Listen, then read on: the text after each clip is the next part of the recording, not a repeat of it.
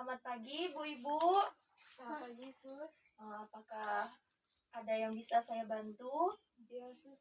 Di sini saya ingin melakukan KB, tetapi saya belum mengetahui apa itu KB, Sus.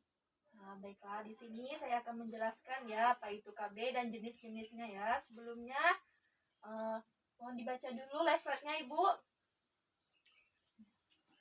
Baiklah, di sini saya akan menjelaskan ya, Bu. KB itu adalah atau keluarga berencana ya, Bu, adalah suatu usaha untuk mengatur jumlah dan jarak anak yang kita inginkan, Bu. Dan tindakan dari KB ini, Bu, bisa membantu Ibu agar menghindari kelahiran yang tidak diinginkan, mendapatkan kelahiran yang memang diinginkan, dan mengatur interval di antara kehamilan, mengontrol waktu saat kelahiran dalam hubungan dengan umur suami istri, menentukan jumlah anak dalam keluarga ya Ibu. Tujuan dari program KB ini, tujuan umumnya yaitu meningkatkan kesejahteraan ibu dan anak dalam rangka mewujudkan keluarga kecil yang bahagia, sejahtera yang menjadi dasar terwujudnya masyarakat yang sejahtera. Tujuan khususnya yaitu menurunkan angka kelahiran setiap tahunnya. Sedangkan manfaat dari KB itu sendiri yaitu menurunkan angka kematian ibu, mencegah terjadinya kanker uterus dan ovarium, memberikan kontribusi ibu bagi pembangunan berkelanjutan yang berwawasan kependudukan. Di sini jenis-jenis cara kerja dan keuntungan dan kerugian KB ya Ibu. Yang pertama yaitu KB pil, kombinasi progesteron dan estrogen. Kelebihannya mengurangi perdarahan saat menstruasi, mengurangi gejala PMS, membuat siklus haid lebih teratur, meningkatkan kepadatan tulang, mengurangi resiko penyakit kanker ovarium dan endometrium, stroke, salpingitis, dan rematik. Sedangkan kekurangannya itu meningkatkan resiko hipertensi dan penyakit kardiovaskuler, meningkatkan berat badan, dapat mengganggu produksi ASI dan tidak mengurangi resiko infeksi menular seksual. Yang kedua yaitu kontrasepsi suntikan atau KB suntik ya Bu. Kelebihannya tidak mengganggu hubungan seksual, tidak mengganggu produksi ASI, dan cocok digunakan bagi klien yang pelupa Bu, lupa minum pil ya. Kekurangannya kesuburan lama kembali, tidak melindungi dari PMS dan kegemukan ya Bu.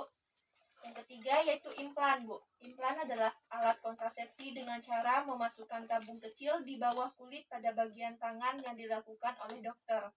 Cara kerjanya mengentalkan lendir serviks, mengurangi proses pembentukan endometrium sehingga sulit terjadi implantasi, menekan ovulasi. Efektivitasnya sangat efektif ya Bu. Keuntungannya daya gunanya tinggi, perlindungan jangka panjang, kesuburan cepat kembali, tidak memerlukan pemeriksaan dalam.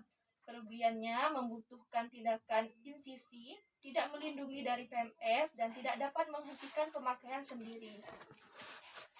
Yang keempat yaitu alat kontrasepsi dalam rahim atau AKDR atau IUD. Teknik kontrasepsi ini adalah dengan cara memasukkan alat yang terbuat dari tembaga ke dalam rahim, Bu. Cara kerjanya menimbulkan reaksi keradangan lokal dan dalam endometrium, kapung arteri sehingga menghambat terjadinya penempelan sel telur yang telah dibuahi ke dinding rahim. IUD juga menghambat mobilitas tuba sehingga memaksa sperma berenang melawan arus. 5 yaitu kontrasepsi mantap. Saluran telur pada wanita disumbat dengan cara diikat, dipotong atau dilaser ya Ibu. Sterilisasi pada wanita juga bisa dilakukan dengan pengangkatan rahim. Cara kontrasepsi ini bersifat permanen ya Ibu, jadi Ibu tidak bisa hamil lagi. Sedangkan pada kaum pria, sterilisasi dilakukan dengan cara memotong saluran spermanya. Kemudian ada alat kontrasepsi alami Bu, yaitu dengan menggunakan kalender. Metode ini menggunakan perhitungan masa subur wanita dan menghindari berhubungan seks pada masa subur tersebut. Kelebihannya murah, tidak menggunakan alat atau hormon.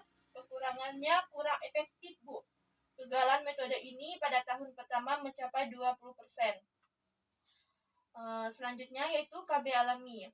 Pada ibu yang menyusui anaknya secara eksklusif, pembuahan tidak dapat terjadi selama 10 minggu pertama, sehingga kehamilan dapat dicegah. Kelebihannya murah dan tidak menggunakan alat atau hormon.